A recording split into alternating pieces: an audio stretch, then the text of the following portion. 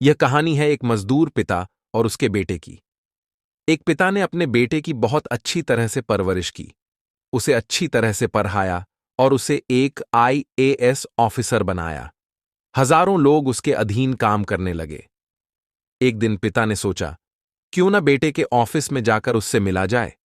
जब पिता उसके ऑफिस पहुंचे तो उन्होंने देखा कि बेटा एक शानदार ऑफिस में बैठा है और बहुत से लोग उसके अधीन काम कर रहे हैं। ये देखकर पिता को बहुत गर्व हुआ।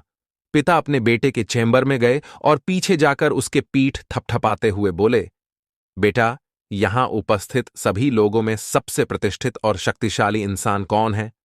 बेटे ने पिता को बड़े प्यार से हंसते हुए कहा, मेरे अलावा कौन हो सकता है पिताजी? पिता को इस जवाब की आशा नहीं थी। उसे विश्वास था कि उसका बेटा गर्व से कहेगा, पिताजी, यहां उपस्थित सभी लोगों में सबसे प्रतिष्ठित और शक्तिशाली इंसान आप हैं, जिन्होंने मुझे इतना योग्य बनाया।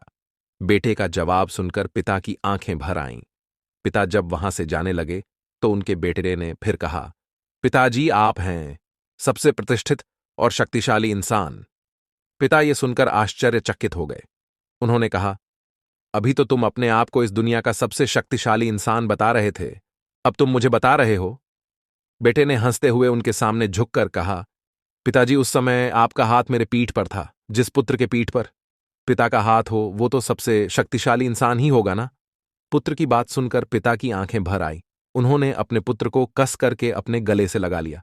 सच है, जिस पुत्र के पीठ या सिर पर पिता का हाथ होता है वो इस दुनिया का सबसे शक्तिशाली इंसान होता है। इस कहानी से हमें यह शिक्षा मिलती है कि हर पिता चाहता है कि वो अपनी संतान को अच्छे से अच्छी शिक्षा प्रदान करे ताकि वो भविष्य में कुछ बन सके।